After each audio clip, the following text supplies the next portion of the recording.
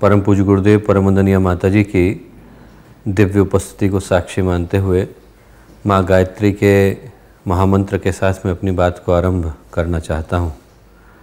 आज का ये जो अवसर है वो अत्यंत ही पवित्र अवसर है, और पवित्र अवसर इसलिए है क्योंकि छत्तीसगढ़ के जिस क्षेत्र को परम पूज्य गुरुदेव ने अपना हृदय का स्थल कह करके पुकारा, ये जो शांति कुंज का युग तीर्थ है, इस शांति कुंज की युग तीर्थ का लगभग आधा हिस्सा छत्तीसगढ़ में बसता है और छत्तीसगढ़ का आधा हिस्सा शांति कुंज में बसता है।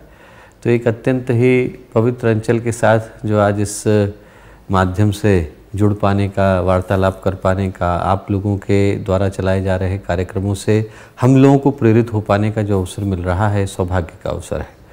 और जब ऐसे सौभाग्य के अवसर पर हम लोग माँ गायत्री के इस महामंत्र को कहते हैं तो उसका उद्देश्य भी भिन्न हो जाता है। माँ गायत्री का ये जो महामंत्र है, इसका उद्देश्य ही मनुष्य में देवत्व के जागरण के स्वप्न को साकार करके दिखाना है। हम लोग बाहर से तो महसूस नहीं कर पाते, पर जो मनुष्य का चित्त है, मन है, अंतःकरण है, इसके ऊपर न जाने कितने जन्मों की यात्राओं की स्मृतियाँ छूटी हुई हैं, कुसंस्कार हैं, कुकर्म है, कुकृत्य हैं, न जाने हम लोगों से क्या क्या घटनाक्रम घटे, और उन सब की जो स्मृतियां हैं, उन सब के जो संस्कार हैं, उन सब की जो कालिक है, वो हमारे चित्त पर जम गई। और जब तक उसकी शुद्धि नहीं हो पाती, जब तक उसका निराकरण, उसका निवारण नहीं हो पाता है, तब तक मनुष्य का व्यक्तित्व श्रेष्ठता की ओर बढ़ नहीं पाता है। बाहर से व्यक्ति कितना भी सुंदर लगे, पर यदि भीतर से व्यक्तित्व के अंदर कुरूपता है तो उसका कोई लाभ तो होता नहीं। व्यक्ति यदि कुरूप हो और बाहर बड़े सुंदर से आभूषण टांग ले तो सुंदर थोड़े हो जाता है, कुरूपता और भी विभत्स हो जाती है। वैसे ही यदि व्यक्ति का व्यक्तित्व जो है वो संकीर्ण है, क्षुद्र है, संकुचित है, तो बाहर के जो शोभा के घटनाक्रम है वो उसके अंदर कुछ दे करके नहीं जाते, बल्कि व्यक्तित्व की कमजोरी को और भी स्पष्ट कर देते हैं। चंगेज खां का उदाहरण आता है कि जब चंगेज खां भारत आया तो उसने देखा कि सब डर रहे हैं। लोगों का जब वो निरपराधों का खून कर रहा था तो अनेकों लोग उसको देख करके घबराते थे, पर संत नहीं घबराते थे। उसको लगा कि भाई ये क्यों नहीं घबरा रहे हैं। उसने लोगों से कहा कि ये लोग कौन हैं जो घबराते नहीं हैं। बोले किसी से डरते नहीं। तो संतों को पकड़ करके लाया, कुछ निरपराध लोगों को रखा और उनके गर्दन पर तलवार रख दी। बोले मैं इनको मार डालूंगा। तो संत बोले भाई क्यों मार डालेगा, इनने तो तेरा कुछ बिगाड़ा नहीं है। बोले मैं तुमको डराना चाहता हूँ। संत बोले हम किसी से डरते नहीं। बोले तुम जानते हो मैं कौन हूँ। बोले हाँ जानते हैं, चंगेज खां। बोले जानते हो कि मैं कितनी कीमत है मेरी, कितना मूल्य है मेरा, कितना मैं महत्वपूर्ण व्यक्ति हूँ। बोले हाँ जानते हैं, तेरी कीमत कितनी है। बोले कितनी? बोले 50 रुपये। क्या बात करते, 50 रुपये का तो कुर्ता पहना मैंने। चंगेज खां बोला। संत बोले भाई कुर्ते की ही कीमत बता रहे हैं, तेरी कीमत तो शून्य है। जब व्यक्ति का व्यक्तित्व किसी मूल्य का नहीं होता तो जो कीमत रह जाती है वो बाहर के दिखावे की रह जाती है, भीतर का कोई मूल्य नहीं होता। और जो गायत्री का मंत्र है वो व्यक्ति को भीतर से मूल्यवान बनाता है। जो हजारों कार्यकर्ता छत्तीसगढ़ के एक एक अंचल के अंदर घूम रहे हैं, वो बाहर से चाहे कुछ भी पहन करके घूमें, पर वो अपने आप में हीरे के रूप में घूम रहे हैं। उनके अंदर का जो देवत्व है, जो आज छत्तीसगढ़ की शान बन गया है, और हर कोई छत्तीसगढ़ के गायत्री परिवार का, बस्तर के गायत्री परिवार का उदाहरण हर स्थान पर देता हुआ नजर आता है। उसके पीछे वही मनुष्य के अंदर देवत्व के जागरण की कथा विद्यमान है। एक बार उसी शक्ति को, उसी सामर्थ्य को, उसी सत्ता को हम लोग स्मरण करते हैं जो मनुष्य के भीतर इन देवीय, ईश्वरीय महान संभावनाओं के जागरण का माध्यम और सेतु बनती है। इस भाव के साथ कि हमारे जीवन में माँ गायत्री की प्रेरणा एक अच्छे संकल्प को जन्म दे, इस भाव के साथ माँ गायत्री का महामंत्र एक बार साथ साथ। ओम भूर्भुवः स्वः तत्सवितुर्वरेण्यं भर्गो देवस्य धीमहि धियो यो नः प्रचोदयात्।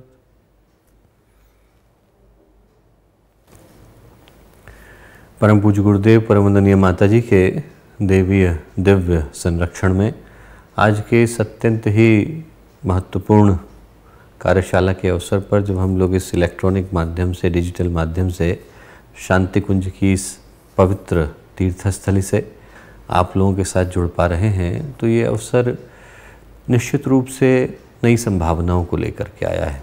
अभी आदरणीय सुखदेव भाई साहब बता ही रहे थे कि ये जो समय है वो आपत्तिकाल का समय है। मनुष्य के जीवन में समय दोनों ही तरह के आते हैं। सामान्य तो हमेशा ही रहते हैं, पर जो असामान्य समय होते हैं, असाधारण समय होते हैं, भूतपूर्व समय होते हैं, ऐतिहासिक समय होते हैं, आपत्तिकाल के समय होते हैं, इन समयों में व्यक्ति के संकल्प की, निष्ठा की, साहस की, पराक्रम की, शौर्य की, संवेदना की, इन सारी चीज़ों की परीक्षा एक साथ हो जाती है। हम लोग जीवन भर में कुछ पढ़ते हैं, पर जो एक रात की पढ़ाई है उसका निर्धारण एक ही दिन में हो जाता है। मैं कई बार बताता हूँ इस घटनाक्रम को कि जब MBBS पढ़ रहा था तो पहला बैच था हम लोगों का, और वो भी गुरुदेव का आशीर्वाद ही था, क्योंकि हम लोग यहीं शांति कुंज में घर में ही बैठ के पढ़े हैं। यहीं एक ही स्थान पर गुरुदेव ने इसी सामने वाला जो त्रिपदा भवन बन रहा था उसके छत पर गायत्री विद्यापीठ को शुरू किया था। जब उसकी छत बन गई तो हम प्रज्ञा भवन की छत पर आ गए, प्रज्ञा भवन की छत बन गई तो हम लक्ष्मी भवन की छत पर चले गए। तो ऐसे 6ठी 7वीं तक तो हमारी पढ़ाई जो थी वो शांति कुंज की छतों पर ही होती रही। तो बहुत दिनों तक कहीं पर कोई प्रवेश का अवसर नहीं मिला। तो जब गुरुदेव के पास गए तो गुरुदेव ने कहा कि चिंता मत करो, जहाँ जाएगा पहला होएगा। और वो ऐसा आशीर्वाद रहा कि गायत्री विद्यापीठ से निकला तो पहला रहा, यहाँ से बाहर निकला तो यहाँ चिन्मय डिग्री कॉलेज खुल गया था, उसका पहला विद्यार्थी रहा, वहाँ से निकला तो संयोग से हिमालयन मेडिकल कॉलेज का भी पहला ही विद्यार्थी रहा, वहाँ से निकला तो बाहर जाने वाला भी पहला ही रहा। तो गुरुदेव के जो शब्द थे वो एकदम मंत्र की तरह से बने। पर जिस कारण से वो घटनाक्रम सुनाया, वो कारण ये था कि चूँकि हम लोगों के सीनियर नहीं थे, तो हमें कोई बताने वाला नहीं था मेडिकल कॉलेज में कि आपको कैसे किसी चीज़ के लिए ट्रेनिंग करने की आवश्यकता है। और जब MBBS की पढ़ाई करने के बाद पहला जो केस देखने को मिला, वो केस एक ऐसे बच्चे का था, और वो दिन रात मुझे अभी भी याद है। पहली रात थी, मेरा नाम C से पढ़ता है, तो जो पहले के 3 विद्यार्थी थे वो तीनों ही लड़कियां थी। तो जो हमारे सर थे उनने उनको घर भेज दिया और कहा कि जिनमें तुम ड्यूटी कर लो। तो मैं रात की ड्यूटी कर रहा था, और उन दिनों में इतने पेशेंट भी नहीं आते थे। पहली ड्यूटी थी हमारे मेडिकल कॉलेज की, पहली इमरजेंसी एक मेडिकल स्टूडेंट के द्वारा थी। तो एक जो पेशेंट पहुंचा, वो एक कर्णप्रयाग से ऊपर एक इस गांव पड़ता है मुंदौली, मुंदौली से ऊपर एक गांव पड़ता है वाण, वहाँ से था। और उसके पीछे भालू पड़ गया। भालू पड़ गया तो एकदम खाई में कूद गया, उसके दोनों पैर की जो हड्डियाँ थीं वो फ्रैक्चर हो गई। सामान्य क्रम में आप प्लास्टर वगैरह करें तो ऐसा व्यक्ति ठीक हो जाएगा कुछ हफ्तों के बाद, कुछ महीनों के रिहेबिलिटेशन के बाद। पर चूंकि इतनी दूर में वो गांव था, वहाँ से उसको शहर लाते लाते और शहर के बाद हमारे पास तक लाते लाते, उस समय में हमारा मेडिकल कॉलेज उत्तराखंड का अकेला मेडिकल कॉलेज था, कुल 7 दिन लगे। और 7 दिन में आते आते उसका जो पैर था उसमें बुरी तरह से सेप्सिस हो गया था। हमारे जो ऑर्थोपेडिक के कंसल्टेंट थे उनने कहा कि जिनमें इसमें एम्पुटेशन के अलावा, इसके पैर को काटने के अलावा और कोई अब चारा बचा नहीं है। और मुझे अभी भी याद है कि वो लड़का बिल्कुल जवान ही था, और उसने हाथ एकदम कस के पकड़ा कि भैया कैसे भी करके आप पैर को बचा लो, पर हम बचा नहीं पाए। आंखों में आंसू थे और कुछ कर नहीं सकते थे। तो एक जो हमारे सर ने बात कही उस दिन, वो मुझे अभी भी याद है। उन्होंने कहा बेटा तुम्हारी 5 साल की पढ़ाई एक तरफ और 1 दिन की इमरजेंसी एक तरफ, इस 1 दिन में तुम डॉक्टर बन गए। बस वही हम लोगों के साथ घट रहा है दोस्तों। हम लोगों ने जो जीवन भर पढ़ा वो समय एक तरफ और आज का आपत्तिकाल एक तरफ। इस अकेले आपत्तिकाल के अंदर हम लोगों के लोक सेवी बनने की परीक्षा ली जा रही है, हम लोगों के सृजन सैनिक बनने की, युग शिल्पी बनने की, उन सारे सिद्धांतों को अपनाने की, उन सारे चिंतनों को अपनाने की, उन सारे सूत्र संकेतों को अपनाने की परीक्षा ली जा रही है, जिस ओर चलने की प्रेरणा परम पूज्य गुरुदेव के साहित्य ने, उनके जीवन ने, उनके व्यक्तित्व और कृतित्व ने अहर्निश हम लोगों को प्रदान करी। आज का जो समय है वो उसी परीक्षा को लेकर के हम लोगों के सामने आया है, क्योंकि आज की जो चुनौती है और आज की जो समस्या है वो वातावरण की विभत्सता की समस्या है। हम लोग हिंदी में, संस्कृत में 2 तरह के शब्दों का प्रयोग करते हैं, एक को बोलते हैं पर्यावरण और एक को बोलते हैं वातावरण। परि और आवरण, इन 2 शब्दों को मिला लें तो शब्द बन जाता है पर्यावरण। पर्यावरण वो है जो आपको दिखाई पड़ता है, मौसम है, जलवायु है, वृक्ष है, वनस्पतियाँ हैं, नदियाँ हैं, पहाड़ हैं, ये सारे के सारे पर्यावरण का हिस्सा है। गर्मी ज़्यादा हो जाती है, भगवान बादल भेज देते हैं, बादल बरसते हैं, मानसून आ जाता है, उसके बाद पत्ते झड़ जाते हैं, वसंत आ जाता है। ये क्या है, ये बदल रहे हैं, ये हम लोगों को दिखाई पड़ते हैं, पर्यावरण का हिस्सा है। पर एक और ऊर्जा का घेरा है जिसको आप देख तो नहीं सकते पर महसूस हर क्षण कर सकते हैं।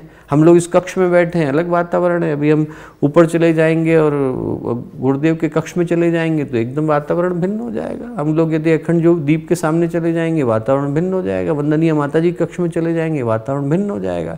अभी हम लोग सजल श्रद्धा पर जाकर के बैठेंगे वातावरण भिन्न हो जाएगा। मंदिर का वातावरण अलग है, मरघट का वातावरण अलग है। आदमी तीर्थ में बैठता है तो अलग अनुभूति करता है, क्लब में बैठता है अलग अनुभूति करता है। जगह जगह के वातावरण के अंदर अंतर आ जाता है उस जगह की ऊर्जा के अनुसार। तो एक परिकर वो है जो हमारे से बाहर का है, जिसको हम देख सकते हैं, पर्यावरण कहलाता है। और आज दुर्भाग्य से पर्यावरण प्रदूषित है।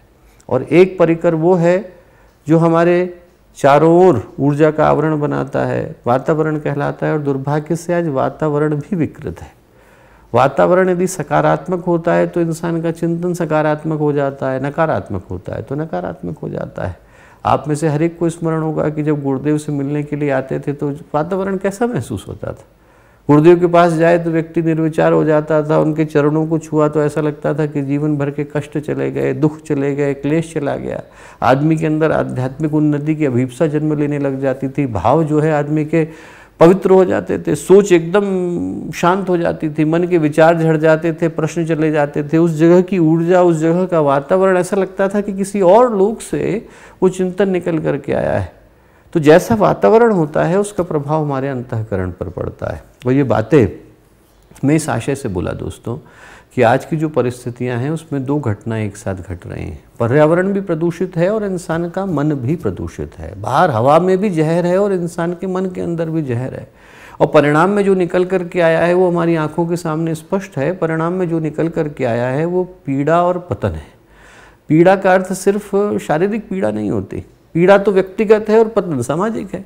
पीड़ा का अर्थ जो है वो सिर्फ आदमी की शरीर की पीड़ा से नहीं है, भावनात्मक पीड़ा भी है, मनोवैज्ञानिक पीड़ा भी है, आदमी के चिंतन की पीड़ा भी है, अपने को खो जाने की पीड़ा भी है, एक दूसरे के प्रति घटने वाले विश्वास की पीड़ा भी है। ये दुख दर्द तो है ही, ये पीड़ा तो है ही।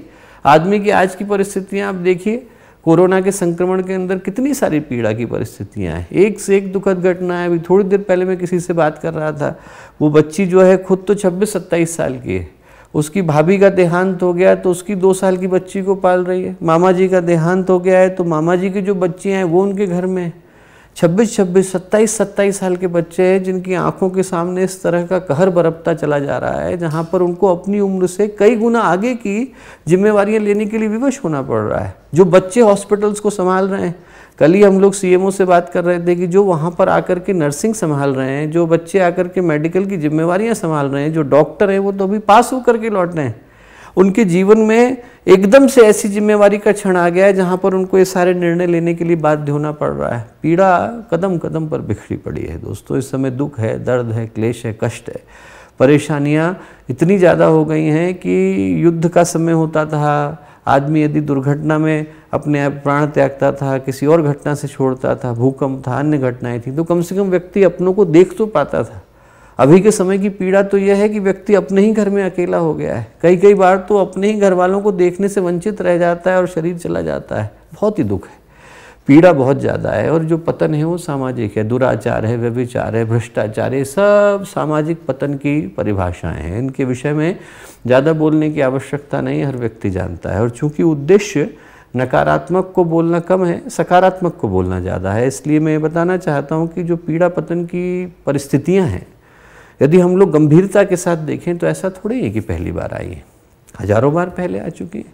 यदि पहले ना आई होती तो भगवान ने वो संकल्प किसके लिए लिया होता, यदा यदा ही धर्मस्य ग्लानिर्भवति भारत अभ्युत्थानम धर्मस्य तदात्मानं सृजाम्यहम् परित्राणाय साधूनां विनाशाय च दुष्कृतां धर्म संस्थापनार्थाय संभवामि युगे युगे। हर युग में आता हूँ मैं। भगवान ये नहीं कहते कि मैं आ रहा हूँ, भगवान ये कहते हैं हर युग में आता हूँ, संभवामि युगे युगे, हर बार आता हूँ। ये मेरा अंतिम संस्करण नहीं है। भगवान कहते हैं मेरा अंतिम अवतरण नहीं है, हर बार आता हूँ, जब जब आवश्यकता होती है तब तब आता हूँ, एज एंड व्हेन नेसेसरी। जब मेरे को आवश्यकता लगेगी कि हाँ अधर्म ज़्यादा बढ़ गया है, अनीति ज़्यादा बढ़ गई है, अंधकार ज़्यादा बढ़ गया है और इसके अंदर संतुलन करने की आवश्यकता है तो आऊँगा, आप आने से रोक नहीं सकते हो। भगवान कहते हैं मैं आता हूँ। अंधकार ज़्यादा होएगा तो भगवान सूर्य का आगमन सुनिश्चित हो जाता है। ये जो परिस्थितियाँ हैं वो ये बताने के लिए आई हैं कि ऐसा भगवान बार बार करते आए हैं। जब अंधकार ज़्यादा हुआ है तो भगवान ने अवतरण की परिस्थितियाँ बनाई हैं। जब जब समस्या ज़्यादा आई है तो भगवान समाधान लेकर के आए हैं। जब जब अधर्म ज़्यादा बढ़ा है भगवान ने धर्म का बेड़ा अपने कंधे पर लिया है। जब जब अनीति ज़्यादा आई है तो भगवान ने नीति की प्रतिष्ठा की जिम्मेवारी अपने कंधे पर ली है और इस बार भी ली है। जो प्रज्ञावतार की भूमिका है गुरुदेव की, वो इसी भाव के साथ आई है कि जो इंसान के चिंतन के अंदर अप्रज्ञा आ गई है, इंसान के चिंतन के अंदर जो ये अनीति आ गई है, इंसान के चिंतन के अंदर जो ये अविद्या आ गई है, इसका निराकरण करने के लिए जिस प्रज्ञा की आवश्यकता है, जिसको पातंजलि कहते हैं ऋतंभरा तत्र प्रज्ञा, कि उसका अवतरण इस लोक से नहीं होता है, उस लोक से होता है। उस प्रज्ञा को इस धरती पर लाने की जिम्मेवारी इस युग के भगीरथ की है, परम पूज्य गुरुदेव की है। गंगा दूसरे लोक से आती है, लेकर के भगीरथ आते हैं। प्रज्ञा दूसरे लोक से आती है, लेकर के गुरुदेव आते हैं। इस युग के भगीरथ परम पूज्य गुरुदेव की जिम्मेवारी है कि इस सृष्टि के अंधकार को दूर करने के लिए प्रकाश को लेकर के आ रहे हैं। आप दुर्गा सप्तशती को पढ़िए। दुर्गा सप्तशती में जब जब असुर जो है हावी हो जाते हैं तो उनका निराकरण करने के लिए माँ दुर्गा आती है। मधु और कैटभ को मारने के लिए आती है। मधु मतलब मीठा, कैटभ मतलब कड़वा। एक का मतलब है राग, दूसरे का मतलब है द्वेष। राग और द्वेष बढ़ जाएंगे तो कौन आएगा? माँ आएंगी, प्रज्ञा आएगी और प्रज्ञा आने के बाद राग द्वेष का निराकरण करेगी। राग द्वेष से मुक्त करने की जिम्मेवारी किसकी है? प्रज्ञा की है। उसके बाद जब मध्यम चरित्र आता है तब भी आती है। महिषासुर को मारने के लिए आती है। महिष का मतलब अहंकार, अहंकार को नष्ट करने के लिए आती हैं। और महिषासुर अकेले थोड़ी आता है। आप हिंदी फिल्मों में देखो, विलन अकेला आता है क्या? विलन के साथ पहले उसके जो साथी होते हैं थोड़े चोर चपाटे, वो आ जाते हैं पहले हल्ला गुल्ला मचाने के लिए। वो जब आएंगे तब विलन बाद में आता है। वैसे ही महिषासुर है, वो एकदम अंतिम अध्याय में आएगा। उससे पहले तो अपने साथियों को भेजता है कि भैया तुम लड़ करके आओ पहले। तो साथियों में लड़ने के लिए कौन आता है? सबसे पहले आता है जो हा करता आ रहा है, चिक्षुर आ रहा है। और चिक्षुर का मतलब कीड़ा। चिक्षुर का मतलब छोटा सोचने वाला। कीड़ा क्या करता है? छोटा सोचता है। जितना उसका है उतना उतना सोचेगा। योग वासिष्ठ में कहानी आती है, बड़ी प्यारी कहानी आती है। उसका मर्म बड़ा प्यारा है। कहानी ये है कि एक राजा थे, चक्रवर्ती सम्राट थे। चक्रवर्ती सम्राट, आप सोचो पूरी धरती पर उनका राज्य था। कम उम्र में देहांत हो गया उनका। देहांत हो गया तो पत्नी रो रही, सब लोग रो रहे कि इतना बड़ा साम्राज्य है, बच्चा छोटा सा है, राजा के बगैर कैसे संभालेंगे। महर्षि अगस्त्य गुजर रहे थे, उनको करुणा आ गई। महर्षि अगस्त्य ने कहा कि ऐसा है भाई कि मैं उनको जीवन दे दूंगा, बस इतना है कि उनको राजी करना पड़ेगा कि इस शरीर के अंदर आ जाएं। बोले राजी करना पड़ेगा मतलब राजा क्यों नहीं आएंगे? चक्रवर्ती सम्राट थे, उनको आने में क्या तकलीफ होगी? बोले अरे भाई वो कीड़ा बन गए अब, और कीड़ा बनकर इसी बाग के अंदर जन्म ले लिया है। बोले वो आना ही नहीं चाहते हैं। मैं तो बहुत कह रहा हूँ, आप लोग कह करके देखो। तो उनने कीड़े को शक्ति दी कि कीड़ा बात कर सके। पत्नी को बुला लिया, मंत्रियों को बुला लिया, राज्य के सभी सभासद आ गए। कीड़े को बोला गया, कीड़े से बोला लोगों ने कि भाई आप छोड़ दीजिए उस शरीर को, इसमें आ जाइए। राजा बोले मुझे तो कीड़ा बन के बड़ा अच्छा लग रहा है, अब नहीं आऊँगा मैं तो इस कीड़ों का राजा बन गया हूँ, मैं कीड़ों की रक्षा करूँगा। तो योग वासिष्ठ में उस कहानी के बाद आता है कि जिसका चिंतन जहाँ पर संकुचित हो जाता है वो वहीं पर अपनी वासनाओं को लगा करके बैठ जाता है। तो पहला जो राक्षस आया उसका नाम था चिक्षुर। दूसरा आया, उसका नाम था चामर। चामर का मतलब जो चमड़ी के अलावा और कुछ नहीं देखे। कुछ लोग होते हैं ना, बस चमड़ी का सौंदर्य देखना और कुछ नहीं देखना। वैसे ही दूसरा राक्षस था चामर। तीसरे का नाम था उदग्र। अपना पेट भर लिया, इसके अलावा कोई चिंता नहीं, हमारा पेट भर जाना चाहिए, दूसरा भूखा रह जाए। चौथे का नाम था महाहनु। महाहनु का मतलब जो भी मिलेगा वो खाएंगे, गंदा मिलेगा गंदा खाएंगे, अच्छा मिलेगा अच्छा खाएंगे, चिंता नहीं। पांचवे का नाम था बास्कल। बास्कल का मतलब दूसरे को कष्ट दे करके सुख लेने वाला। फिर का नाम था असिलोमा। असिलोमा जिसके लोम लोम के अंदर हिंसा भरी हुई हो। फिर जो अंत में आया राक्षस महिषासुर से पहले, उसका नाम था विडालाक्ष। विडालाक्ष का मतलब, विडाल का मतलब बिल्ली, अक्ष मतलब आंखें, जिसकी आंखें बिल्ली की तरह हो। बिल्ली की आंखें कैसी होती हैं? एकदम लगी रहती है। दूसरा, जैसे ही जो है आपकी नज़र हटी कि बिल्ली आपका दूध लेके भागी, बस। अब आप ये सोचो कि आज के ज़माने के जो असुर हैं उनके नाम इतने अच्छे अच्छे नहीं हैं। ऐसा असिलोमा, विडालाक्ष, चिक्षुर, चामर, संस्कृत निष्ठ जो है नाम लेके नहीं घूम रहे, काम वैसे ही कर रहे हैं। तो आज के जो समय के असुर हैं वो हर जगह पर घूम रहे हैं और इस अंधकार को दूर करने के लिए दो चीज़ों की आवश्यकता है दोस्तों। ये जो समाधान है बाहर नहीं है। इन समस्याओं के समाधान के लिए आदमी यदि सरकार को एप्लीकेशन लिखे कि साहब बहुत सारे इस समय में अंधकार हो गया है, पीड़ा पतन बहुत ज़्यादा है, आदमी के मन में बहुत सारी टेंशन हो गई है, ज़रा आप कुछ करो तो सरकार क्या करेगी? सरकार मंत्रालय खोलेगी क्या अंतःकरण को बदलने के लिए कि नहीं कल से 12 बजे के बाद जितने बच्चे पैदा होंगे वो सारे के सारे बुद्ध बनेंगे? ऐसा थोड़ी हो सकता है। वो बदलने के लिए इंसान के अंतःकरण को बदलना तो अनिवार्य हो जाता है। जो गुरुदेव के 2 सूत्र हैं, हम बदलेंगे युग बदलेगा, अपना अपना करो सुधार तभी मिटेगा भ्रष्टाचार, वो पूरी संसार को बदलने के लिए पर्याप्त है दोस्तों। हम बदलेंगे तभी युग बदलेगा, हम सुधरेंगे तभी युग सुधरेगा, बाकी की सारी बातें व्यर्थ हैं। आदमी का अंतःकरण जो है वही ही इंसान के परिवर्तन की धुरी है। इंसान यदि अंदर से बदल गया, सोच बदल गई, भावनाएं बदल गई, दृष्टिकोण बदल गया, उसका चिंतन बदल गया, तो सब कुछ नया हो जाता है। फोन है, फोन में से यदि आप सिम जो है निकल करके दूसरा डाल दो, बस एकदम नया नंबर चलने लग जाता है, नए नेटवर्क पे कनेक्ट हो जाएगा, नया उसके अंदर इंटरनेट चलने लगेगा। हर व्यक्ति के अंदर का सिम निकालना है और उसके अंदर नया सिम डालना है। आप गुरुदेव वाला जो इंटरनेट है वो उसके अंदर डाल दीजिए। अब के समय में गायत्री परिवार का जो सिम है वो हर व्यक्ति के अंदर लगाने की जिम्मेवारी हम लोगों की आ गई है।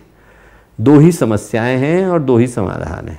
समस्या है पीड़ा और समस्या है पतन। पीड़ा का जो समाधान है वो वही है दोस्तों जो गुरुदेव ने इतनी बार बोला। गुरुदेव ने कहा गायत्री परिवार की स्थापना का उद्देश्य क्या है? पीड़ा और पतन का निवारण। गायत्री परिवार की स्थापना का उद्देश्य क्या है? पीड़ा पतन का निवारण।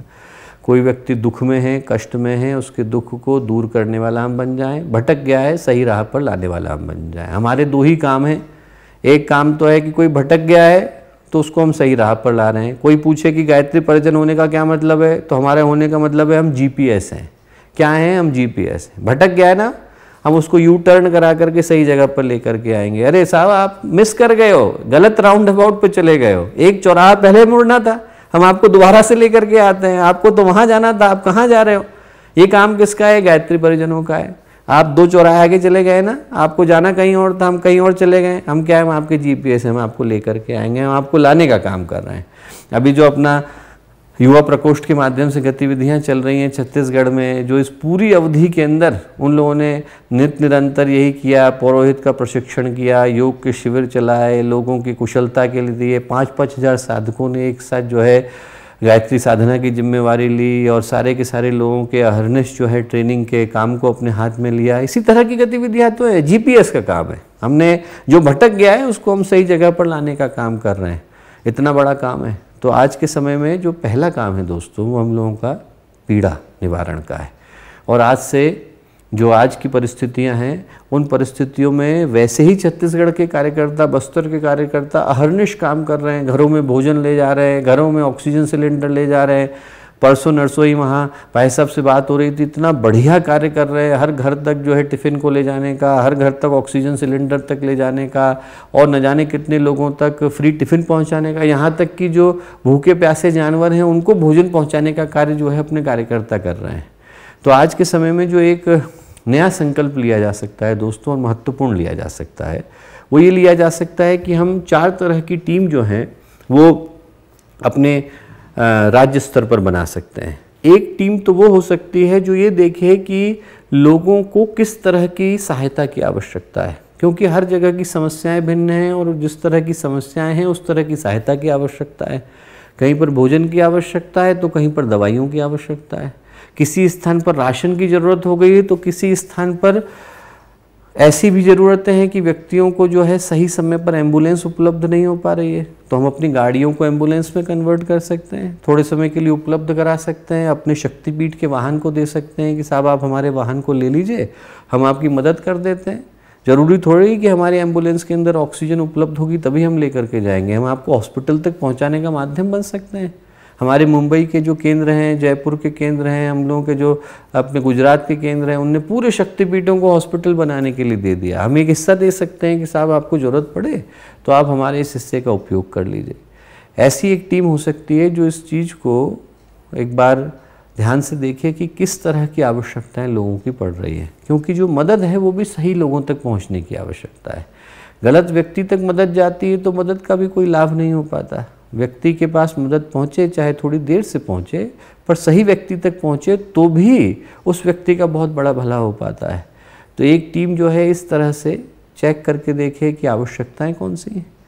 हमारे गायत्री परिवार में कोई दिक्कत में तो नहीं है, और जब गायत्री परिवार में दिक्कत की बात करते हैं तो विभिन्न तरह की दिक्कतें हैं, छोटी छोटी दिक्कतें हैं। किसी के बच्चे को हो सकता है थोड़ी फीस की ज़रूरत हो, किसी को हो सकता है लोन की ज़रूरत हो सकता है कि कोई हमारे भाई दूसरे को लोन दे सकते हैं वो दे, किसी को हो सकता है कि बच्चे के लिए ट्यूशन की आवश्यकता पड़ रही है, किसी के पास हो सकता है सामान की ज़रूरत पड़ रही है, हो सकता है हमारे पास पुराना लैपटॉप हो जो किसी नए व्यक्ति के काम आ जाए, हमारे पास कोई पुराना सामान हो किसी और के काम आ जाए। ऐसी बहुत सारी तरह की चीज़ें हैं जो हम लोग दूसरे व्यक्ति तक हेल्प पहुंचा पाने की स्थिति में है। पहली चीज़ ये देख ली जाए कि किस जगह पर किस तरह के हेल्प की आवश्यकता है। हम लोग कहाँ पर पैसे से हेल्प कर सकते हैं, कहाँ हम प्रतिभा की हेल्प कर सकते हैं। आज के समय में चिकित्सकों की आवश्यकता है, नर्सिस की आवश्यकता है, मेडिकल एलाइड प्रोफेशनल्स की आवश्यकता है। बहुत सारे लोग हैं जो उस गुण प्रतिभा को लिए हुए हैं।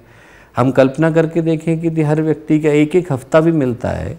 हम ये सोचें कि छत्तीसगढ़ में यदि 52 डॉक्टर भी हैं और 52 नर्सेज भी हैं और उनमें से हर कोई ये सोचे कि हम सिर्फ एक एक हफ्ता शांतिकुंज हॉस्पिटल में देंगे तो आपको ज़रूरत नहीं। हर व्यक्ति को सिर्फ अपना एक एक हफ्ता ही तो निकालना है, एक एक हफ्ते की छुट्टी तो लेनी है बस। और एक एक हफ्ते की छुट्टी तो कैजुअल लीव में वैसे ही मिलती है। यदि व्यक्ति लेकर के आए तो यहाँ पर कंटिन्यूटी में वो सपोर्ट हम लोग उपलब्ध करा सकते हैं, जिस सपोर्ट को हम लोग बनाने का प्रयत्न यहाँ कर रहे हैं। तो एक सहयोग जो है अर्थ के अलावा इस दृष्टि से भी है कि लोग संसाधनों का सहयोग कर सकते हैं, भोजन का दे सकते हैं, राशन का दे सकते हैं, दवाइयों का दे सकते हैं, एम्बुलेंस का दे सकते हैं। एक टीम की आवश्यकता है दोस्तों, जो पिछली बार भी हम लोगों की बात हुई थी कि संवाद को स्थापित करने का काम करें। यदि सही व्यक्ति तक ये पहुंच जाए कि देखिए आपकी जो समस्या है वो सही कानों तक पहुंचा दी गई है, उसको थोड़ा काउंसलिंग की आवश्यकता है। पिछली बार हमने कहा था कि 4 C की आवश्यकता है कम्युनिकेशन के लिए। एक तो उनको सही बात कन्वे करने की आवश्यकता है, उन तक सही बात चली जाए। आदमी तक भ्रांतिपूर्ण समाचार पहुंच रहे हैं, आदमी परेशान हो रहा है, उस तक जो है सही समाचार पहुंच जाए, उसको कन्वे करने की आवश्यकता है, कम्युनिकेट करने की आवश्यकता है, काउंसलिंग करने की आवश्यकता है और कनेक्ट करने की आवश्यकता है। 4 चीज़ें यदि हम लोग करते हैं तो हमारी जो कम्युनिकेशन की टीम है उस काम को सहजता से कर सकती है। वो लोगों को कम्युनिकेट कर दे। हो सकता है कि एक टीम के पास ऑक्सीजन हो सकता है एक टीम के पास प्लाज्मा डोनर हो सकता है एक टीम के पास जो है तुरंत एम्बुलेंस की सुविधा हो। तो यदि हमारी एक टीम है जो लोगों से बार बार संपर्क कर रही है तो वो ये जान सकेगी कि अरे अभी नवरंगपुर के लोगों को एम्बुलेंस की आवश्यकता है, पर वहाँ पर हो सकता है कि 100 किलोमीटर की दूरी पर एम्बुलेंस है, वो उनको अभी लेकर के रायपुर आ सकती है, वहाँ डॉक्टर मडरिया जी का हॉस्पिटल है वहाँ तक पहुँच जाएगी। अभी वहाँ पर तुरंत बिलासपुर में जो है ज़रूरत है, अपने जहाँ जसपुर की टीम है वहाँ से लेके आएंगे, रायगढ़ से हम लोग लेकर के आ जाएंगे। अरे अभी यहाँ पर हम लोगों को ज़रूरत पड़ रही है सुकमा में, तो हम देखते हैं कहाँ से आ सकता है, दंतेवाड़ा में क्या कोई है, यहाँ पर कोई है, वो वहाँ से पहुँचा सकता है हेल्प। यदि हमारे पास एक टीम हो जो निरंतर इस दृष्टि से भी एक जगह पर व्हाट्सएप ग्रुप बना हुआ हो, कोई एक तरीका हो जिससे चैनल हो रहा हो, तो तुरंत हम अपने लोगों को सहायता पहुँचा पाने की स्थिति में हो सकते हैं। तीसरी जो टीम है दोस्तों वो इस दृष्टि से मदद कर सकती है कि वो लोगों को सामाजिक अनुशासन और सामाजिक व्यवस्था को अपनाने के लिए प्रेरित कर सकती है। आज के समय में लोगों को जो सिद्धांत अपनाने की आवश्यकता है, मास्क है, सामाजिक दूरी है, सामाजिक व्यवस्थाएं हैं, हाइजीन है, सैनिटाइजेशन है, क्योंकि आज के समय की समस्या छोटे छोटे स्थानों तक पहुंच गई है। ऐसे समय में हर घर में स्वच्छता रहे जरूरी है, हाइजीन रहे जरूरी है। इसके लिए लोगों को प्रेरित करने का काम कर सकते हैं। और जो चौथी टीम है दोस्तों, वो लोगों को अपने घर के अंदर, क्योंकि एक बहुत बड़ी आबादी है, आप सोचें कि यदि पूरे भारतवर्ष में 3.5 लाख लोग इन्फेक्ट हो रहे हैं तो ये तो 142 करोड़ लोगों का देश है। एक बहुत बड़ा तबका तो वो है जो अपने घरों के अंदर ही बंद है। वो जो एक बहुत बड़ा तबका है जो अपने घरों के अंदर बंद है, उनको भी सही सोच, सही चिंतन, सही दिशा देना हम लोगों की जिम्मेवारी है। उनको सही दिनचर्या देना, उनको निरंतर उत्साह से भरना, उनके अंदर गुरुदेव के साधना, स्वाध्याय, संयम, सेवा के सूत्र को विकसित करना, ये हम लोगों के चिंतन की आवश्यकता है। हम उनको बताएं कि साहब आप जो है समस्या मत पढ़ो, समस्याएं तो सभी जगह पर हैं, आप तो समाधान पढ़ो। आप ये सोचो कि हम लोग ऐसे समय में क्या अच्छा कर सकते हैं। आप लोगों को बताओ कि हम लोग अच्छा क्या कर सकते हैं। आदमी निरंतर अच्छा सोचेगा तो अच्छा करेगा। नकारात्मकता जो होती है वो अच्छे अच्छे चिंतन को खराब कर देती है। आदमी के मन में जो है यदि नकारात्मकता आ जाए तो आदमी कितना भी अच्छा करना चाहे तो उसका परिणाम जो है शून्य निकल करके आता है। ऐसे में उनको एक सार्थक संदेश से भरना हम लोगों की जिम्मेवारी है। तो पीड़ा निवारण के लिए आज के समय में एक महत्वपूर्ण जिम्मेवारी हो जाती है कि हम लोगों के कष्ट का निवारण करने के लिए करें, और दूसरा पतन का निवारण करने के लिए जो सामाजिक दृष्टि से आज के समय में अव्यवस्था है उसको दूर करने के लिए दोस्तों दो महत्वपूर्ण जिम्मेवारियां हमारे पास हैं। एक तो घर घर तक यज्ञ पहुंचाने के लिए एकदम श्रेष्ठतम समय है। जो समस्या है वो वातावरण के अंधकार से आई है, और वातावरण का परिशोधन आज के समय की अनिवार्यता बन गई है। वैज्ञानिक भी कह रहे हैं कि यदि यज्ञ सही तरीके से किया जाए तो यज्ञ का सही तरीके से करना कीटाणुओं को जो है नष्ट कर सकता है, विषाणुओं को नष्ट कर सकता है, वातावरण का परिशोधन कर सकता है और इंसान के अंदर अच्छी भावनाओं को भर सकता है। भावनाओं को देख पाने की सामर्थ्य तो प्रयोगशाला में नहीं है, पर भावनाओं को देख पाने की सामर्थ्य हमारी आंखों में तो है। हम अच्छे इंसान बनते हैं तो हमको कौन सी लेबोरेटरी में जाकर के टेस्ट कराने की आवश्यकता है ये जानने के लिए कि हम अच्छे इंसान बन पाए। यज्ञ जिस शिक्षा पर चलने की सोच हम लोगों को देता है, ये बताता है कि आप ये सिद्धांत अपने जीवन में उतारिए। गुरुदेव जिसको यज्ञीय जीवन कहते थे, यज्ञीय जीवन शैली कहते थे, उसको अपनाने के लिए लोगों को प्रेरित करने का ये सही समय है दोस्तों। एक जो है हम लोगों की टीम पूरे छत्तीसगढ़ बस्तर स्तर के निर्धारित की जा सकती है, जो अहर्निश क्रम में लोगों को ग्रह ग्रह गायत्री के लिए, ग्रह ग्रह उपासना के लिए, ग्रह ग्रह यज्ञ के लिए, ग्रह ग्रह संस्कार के लिए प्रेरित करे। उन लोगों को भी प्रेरित करें जो अपने घर में इस समय में संस्कार करना चाहते हैं, उन लोगों को भी प्रेरित करें जहाँ दुर्भाग्यवश किसी कारण से किसी पारिवारिक सदस्य का निधन हुआ है, तो ऐसे लोगों को संस्कार की आवश्यकता है वो कराने का काम, ताकि वो शास्त्रोक्त तरीके से, गुरुदेव के द्वारा बताए गए तरीके से, सही तरीके से संस्कार संपन्न हो सके। करने में हमारी टीम सहायता कर सकती है। साथ ही साथ हमारी टीम सहायता कर सकती है दोस्तों अहर्निश किसी व्यक्ति के लिए जप करने में। न जाने कितने लोग हैं जिनका स्वास्थ्य जो है चिंता का कारण बन रहा है, न जाने कितने लोग हैं जिनके घर में असमय जो है काल आकर के दरवाज़ा खटखटा रहा है। वहाँ पर अहर्निश गायत्री मंत्र का जाप, महामृत्युंजय का जाप, उनके लिए यज्ञ में आहुतियाँ देने का क्रम हमारे विभिन्न शक्तिपीठों पर, विभिन्न प्रज्ञापीठों पर अहर्निश चलाया जा सकता है, ताकि उन लोगों को दीर्घायुष्य प्राप्त हो, उन लोगों को जो है सुरक्षा प्राप्त हो, उन लोगों को गुरुदेव का रक्षा कवच प्राप्त हो। सिर्फ जब इतना सारा बड़े पैमाने पर व्यापक दृष्टि से जो है अंधकार फैला हुआ हो, तो उसको निराकरण करने के लिए हर व्यक्ति को अपना जोर लगाना पड़ता है। आप कल्पना करके देखो, आज किसी से बात हो रही थी, बोले गुरुदेव ने उनका जीवन क्यों नहीं बचाया। मैंने कहा गुरुदेव बचा सकते हैं, पर हमको ये भी सोचने की आवश्यकता है कि बहुत सारे लोगों के जीवन में कष्ट है। भगवान तो भगवान थे, भगवान राम का धनुष देख करके ही समुद्र ने रास्ता बना लिया था। फिर गिलहरी की सहायता की आवश्यकता क्यों पड़ी? फिर नल और नील की सहायता की आवश्यकता क्यों पड़ी? फिर हनुमान जी की सहायता की आवश्यकता क्यों पड़ी? क्योंकि हर व्यक्ति की सहायता होती है। भगवान भगवान थे, उनकी उंगली ने गोवर्धन को उठा लिया था, तब भी हर एक व्यक्ति की लाठी लगानी पड़ी ना। ऐसे समय में दोस्तों हाँ भगवान अपना काम करते हैं, पर हर व्यक्ति को अपनी लाठी तो लगानी ही पड़ती है। हम लोगों का काम है लाठी लगाने के लिए तैयार हो। कष्ट से तो भगवान को भी गुजरना पड़ता है, गुरुदेव को भी गुजरना पड़ता है, हमको भी गुजरना पड़ रहा है, हम सबको गुजरना पड़ रहा है, हम सब उसी वेदना से गुजर रहे हैं। पर ऐसे समय में हम लोगों की आहुतियाँ जो है एक सत्कर्म के साथ, संस्कार के साथ, सही भावना के साथ, साधना के साथ डलती हैं, तो प्रकाश एकदम से उत्पन्न हो पाता है। आज की परिस्थितियों में दोस्तों ये आवश्यक हो गया है कि हम लोग जो ये पीड़ा और पतन की परिस्थितियाँ हैं, इनमें पीड़ा के निवारण के लिए आगे आएँ और पतन का निवारण करने के लिए इंसान के अंतःकरण को कुछ अच्छा करने के लिए प्रेरित करें। आज के चुनौतीपूर्ण समय में, ऐसे समय में जब विषमता लगभग हर जगह पर व्याप्त है, तो और कहीं से समाधान के स्वर निकले न निकलें, पर छत्तीसगढ़ से, बस्तर से अवश्य निकल सकते हैं। क्योंकि आज की समस्या का जो मूल कारण है वो इंसान की भावनाओं का जो है विकृत हो जाना है। और जैसे ही भावनाएं जो हैं अच्छी होती हैं, भावनाएं पवित्र होती हैं, भावनाएं जो हैं मर्यादित होती हैं, भावनाएं संस्कारित होती हैं, तो वो अपने आप एक नए संकल्प को, नई सोच को जन्म देती हैं।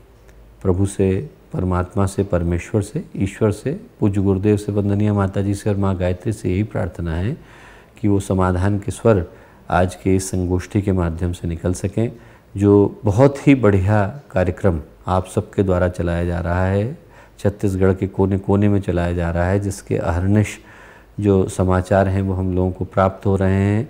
उस सब के लिए आप सबको बहुत सारा धन्यवाद। और जो साधना का संकल्प, जो यज्ञ का संकल्प और जो वातावरण की शुद्धि का संकल्प और जो लोगों की रक्षा का संकल्प और ये लोगों की पीड़ा और कष्ट को दूर करने का संकल्प आप लोगों ने लिया है, वो निश्चित रूप से पूर्ण हो और इतने अच्छी तरह से पूर्ण हो कि इस पूरे क्षेत्र के अंधकार को दूर करने के लिए आप लोगों की प्रकाश की किरण पर्याप्त हो। ऐसी बहुत सारी शुभकामनाएं, बहुत सारी मंगल कामनाएं।